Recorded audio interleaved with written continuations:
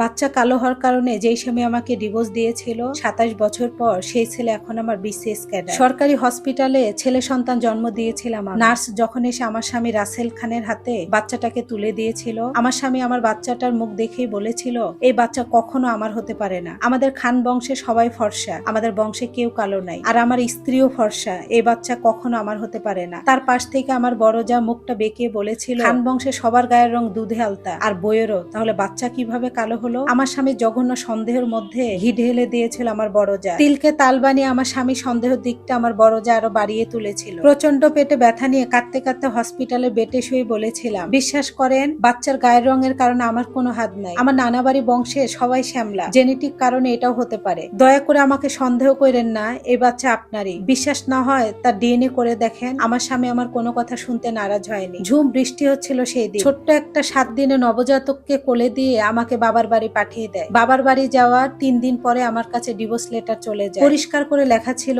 এই বাচ্চার দায়িত্ব তারা নিতে চায় না। মা বাবা অনেক আগেই মারা গিয়েছিল। ভাইদের কাছে আমি বোঝা হয়ে গিয়েছিলাম। একদিকে সংসার ছাড়া নারী, সন্দেহের তালিকার দাগ ছিল আমার উপরে। অনেক কষ্ট সহ্য করেছি আমি, কত রাত যে না খেয়ে ঘুমিয়েছি, কত চোখের পানি যে আমার ছেলে রেজওয়ানের শার্টের পিছনে লুকিয়েছি সেটা বলার বাহিরে। আমার স্বামীর সাথে আমার ডিভোর্স হলেও আমার সন্তানের তার বংশের পরিচয়টা আমি কখনো লুকাইনি। তার নাম রেখেছিলাম রেজওয়ান, নামের পদবিটা ছিল রেজওয়ান খান, ওর বাবার নাম ছিল রাসেল খান। অনেক কষ্ট করে ছেলেকে বড় করেছি আমি, সেলাই মেশিনে কাজ করে, অন্যের খেতা সেলাই করে, টিউশনি করিয়ে। আমার ছেলে রেজওয়ান যখন ছোট ছিল স্কুলে যেত, কালো বলে সবাই ওর গায়ের রং নিয়ে খেপাতো, কান্না করে বাসায় আসতো, আমাকে বলতো মা আমি কালো বলে সবাই আমাকে খেপায়। আমার বাবা কোথায় মা? ছেলের চোখের পানি মুছে দিয়ে বুকে জড়িয়ে ধরে বলতাম, বাবা মানুষের শরীরের রং কখনো কারো পরিচয় দেয় না। যে মানুষগুলো তোমাকে কালো বলতেছে, তোমাকে দেখলে ফিসফিস করে, নিজেকে এমন জায়গায় নিয়ে যাও তারা যেন তোমার যোগ্যতার কাছে মাথা নিচু করে। আমার ছেলে আমার কথাটা পাথরের মতো বুকে বেঁধে রেখেছিল।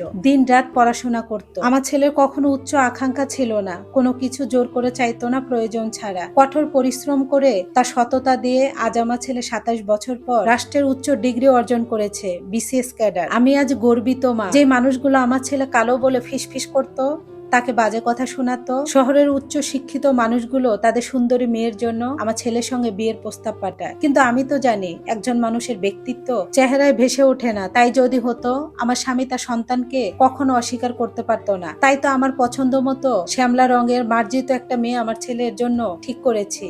আগস্ট মাসের 6 তারিখে তার বিয়ে। কি ভেবে যেন আমার প্রাক্তন স্বামী রাসেল খানকে আমার ছেলের বিয়ের চিঠিটা পোস্ট করলাম। যখন ডাকঘরে দাঁড়িয়ে চিঠিটা পোস্ট করতেছিলাম আমার হাতটা একটু কাঁপেনি, বরং মনে পড়তেছিল সেই দিনগুলোর কথা, যেই মানুষটার কাছে এতবার রিকোয়েস্ট করেও তার বাড়িতে আমি আশ্রয় পাইনি। আমার বড় যা মুখটা বাঁকিয়ে বলেছিল খান বংশে সবার গায়ের রং দুধে আলতা, আর রাসেল এত সুন্দর একটা পুরুষের কখনো কালো সন্তান হতে পারে না। তালকে তিল বানিয়ে আমার যা আমার স্বামীর কানে ঢেলেছিল, আর আমার স্বামী আমাকে বাড়ি থেকে বের করে দিয়েছিল। আমি জানি যখন এই চিঠিটা আমার স্বামী রাসেল খানের হাতে যাবে সে চমকে যাবে, তার পায়ের নিচের মাটি সরে যাবে। আমাকে ডিভোর্স দেওয়ার পর আমার স্বামী রাসেল খান তার পরিবারের সম্মতিতে সুন্দরী একটা মেয়েকে বিয়ে করেছিল। বাহির থেকে দেখতে তাদের সংসারটা যতটা সুন্দর, ভিতরে ঠিক ততটাই অন্ধকার। বিয়ের কিছুদিন পরে তার স্ত্রী কোলালো করে জন্ম নিয়েছিল রাফা, দুধে আলতা গায়ের রং।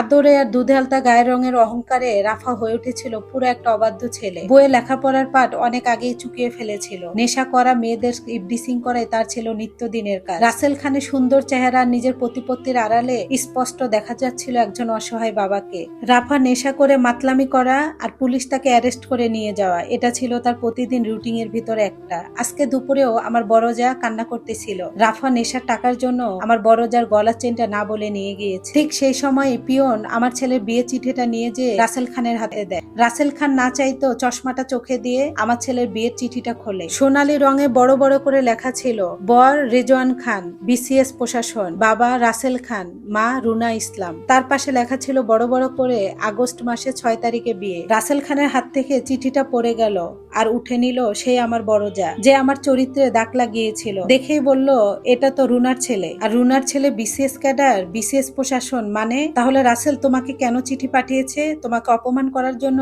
রাসেল খান কোনো কথা বলতেছিল না, শুধু মাটির দিকে তাকিয়েছিল।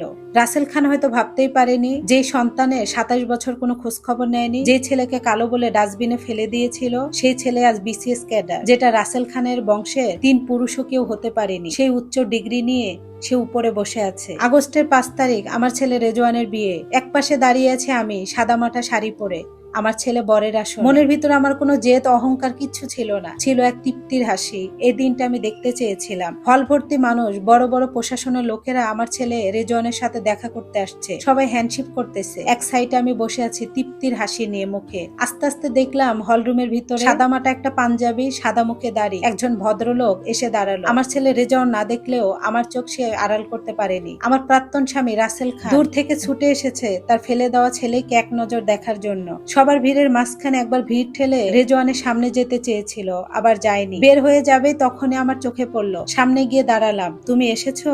আমাকে দেখে রাসেল থতমত হয়ে বলল, এটা তোমার ছেলে রেজওয়ান? আমি বললাম, হ্যাঁ, এটা আমার ছেলে। রাসেল খানকে দেখে আমার কোনো অভিযোগ ছিল না, না ছিল তার রাগ। আজকে এটা আমার তৃপ্তির দিন। তার সাথে কথা বলা দেখে আমার ছেলে রেজওয়ান দেখি পিছনে এসে দাঁড়িয়েছে। রাসেল খান হয়তো ভেবেছিল তার কাছে আমার ছেলে কোনো অভিযোগ করবে, অথবা বলবে আপনি কেন আসছেন, নয়তোবা তার সাথে সিন ক্রিয়েট করবে। কিন্তু আমার ছেলে খুব নম্রতার সহিত বলল, আপনি আমার বিয়েতে এসেছেন, আমি অনেক খুশি হয়েছি। ভাববেন না আপনার পদবীর জন্য আমি আপনার সয় সম্পত্তির অধিকার চাইবো বা আপনার কাছে আমি বাবার মর্যাদা চাইবো, কখনোই না। আমি সবটাই জানি। আমার এই সাকসেসের পিছনে একমাত্র আমার মা আমাকে শিখিয়েছে, ব্যক্তিত্ব কখনো শরীরের রঙের সাথে পরিচয় হয় না, ব্যক্তিত্ব হয় নিজের যোগ্যতার উপরে। আপনার প্রতি আমার কোনো অভিযোগ নাই। আমার ছেলে এটা বলেই বরের আসনে গিয়ে বসলো। আমার প্রাক্তন স্বামী রাসেল মাথা নিচু করে চশমাটা খুলে চোখের পানি মুছতে মুছতে বলল, তুমি ঠিকই রুনা, তোমার ছেলেকে মানুষ করতে পেরেছো, কিন্তু আমার ছেলেকে আমি মানুষ করতে পারি। তার জন্য আমার মান সম্মান ধুলাস্বাদ হয়ে গিয়েছে। রাসেলের বলা কথাগুলো আজকের জন্য আমার জয়ের প্রাপ্তি আমার মুখে ভেসে উঠছিল। যে পুরুষটা তার পরিবার আর তার রূপের অহংকারে আমার ছেলেকে অস্বীকার করেছিল, ঝুম বৃষ্টি রাত্রে বাড়ি থেকে আমাকে বের করে দিয়েছিল, সে ছেলে আজ আমার রাষ্ট্রের সর্বোচ্চ ডিগ্রি নিয়ে বসে আছে, যেটা তার 3 পুরুষও হতে পারেনি। 27 বছর যেই মানুষটা খোঁজ খবর নেয়নি তার স্ত্রী সন্তানের, তার সন্তান জন্ম দেওয়া কেমন আছে, সেই ছেলে আজকে বিসিএস ক্যাডার। না, আমি হারিনি, বরং আমি জিতে গিয়েছি। আমি একজন গর্বিত মা। ধন্যবাদ সবাইকে লাইভ স্টেটে শোনার জন্য।